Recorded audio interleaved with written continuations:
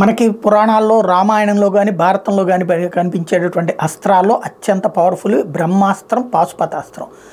బ్రహ్మాస్త్రం వచ్చేటప్పటికి మనం నిర్దేశించిన లక్ష్యం అది భూమిలోనైనా నీళ్లలోనైనా గాలిలోనైనా ఎక్కడైనా సరే వెంటపడి చంపేస్తుంది.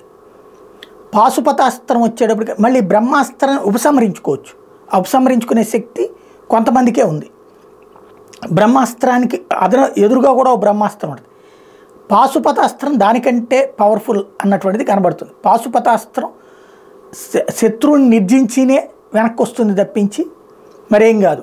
చిట్ట చివరిలో అశ్వత్థామని అంతం చేయడానికి అర్జునుడు వదిలే పాశుపతాస్త్రం అటు పక్కన తను పాశుపతాస్త్రం వదలడంతో ముల్లోకాలు అల్లకల్లోలం అయితే దాన్ని ఆ తర్వాత మరి ఉపసంహరించుకోవాలంటే అర్జునుడికి ఆ శక్తి ఉంది కానీ అశ్వత్థామకి ఆ శక్తి లేకపోవడంతో తను చివరికి తీసుకొచ్చినటువంటిది ఉపపాండవులని అపాండవీయం చేసిరా అనేటప్పటికీ కడుపులో ఉన్నటువంటి బిడ్డ ఎవరైతే అభిమన్యుడి భార్య కడుపులో ఉన్నటువంటి బిడ్డని చంపేసినటువంటి వ్యవహారం అది ప్రధానమైనటువంటి అంటే అంత పవర్ఫుల్ అన్నట్టు.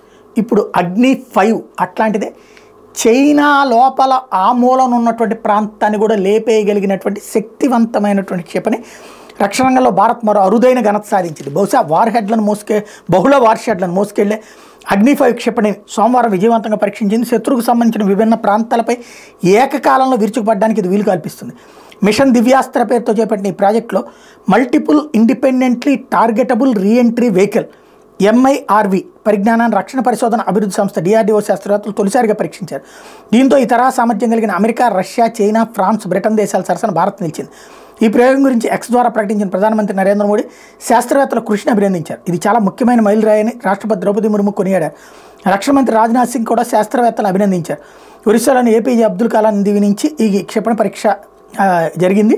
అసలు ఏంటంటే స్వదేశీ పరిజ్ఞానంతో భారత్ రూపొందించిన క్షిపణుల్లో అగ్ని 5 అత్యంత శక్తివంతమైంది. 5000 కిలోమీటర్ల దూరంలో లక్ష్యాలు ఇది ఛేదించగలదు. ఈ ఖండాంతర క్షిపణి అణ్వస్త్రాన్ని కూడా మోసుకెళ్ళగలదు. ప్రధానంగా చైనా నుంచి ఎదురయ్యే ముప్పులు తిప్పుకోవడానికి దీన్ని రూపొందించారు.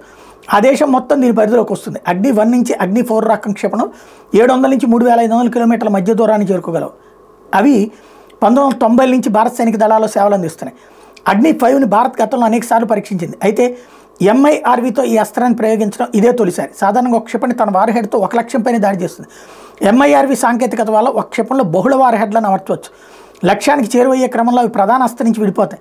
ఆ తర్వాత స్వతంత్రంగా వ్యవహరించగలవు. భిన్న వేగాల్లో భిన్న దిక్కులో ప్రయాణించగలవు. వాటి ద్వారా ఏకకాలంలో అనేక లక్ష్యాలపై దాడి చేయొచ్చు. లక్ష్యంగా ఎంచుకున్న ప్రదేశాల మధ్య దూరం 100 కిలోమీటర్లు ఉన్నా ఇబ్బంది లేదు. 4 నుంచి 12 వార్ హెడ్లను మోసుకెళ్లేలా అగ్ని 5ని తీర్చిదిద్దుతామని DRDO శాస్త్రవేత్తలు చెప్పారు. ఇందులో దీన్ని పాశుపతాస్త్రం అనొచ్చు, లేకపోతే నారాయణాస్త్రం అనొచ్చు. మహాభారతంలో నారాయణాస్త్రం ఇది కూడా ఉంటుంది. శత్రువుని మొత్తం ఆయుధం చేతపట్టిన ఏ శత్రువునైనా నాశనం చేస్తుంది. అర్జునుడి మీదకి నారాయణాస్త్రాన్ని వదిలినటువంటి సందర్భంలో అందరినీ ఆయుధాలు వదిలేసి నుంచుని దండం పెట్టమని చెప్తాడు కృష్ణుడు. దండం పెట్టకుండా ఉన్న వాళ్ళని చంపేస్తుందని. అప్పుడు భీముడు లేదని గదతో ఎదుర్కోబోతే ఎదురుంది. అంటే నారాయణాస్త్రం ఏంటంటే బహుళ రూపాలు సంతరించుకుని ఎవరికి వాళ్ళకి అదే రూపంలో అంటే చేత్తో ఆయుధంతో ఉంటే అది కూడా అదే ఆయుధంగా మారి యుద్ధం చేస్తుంది.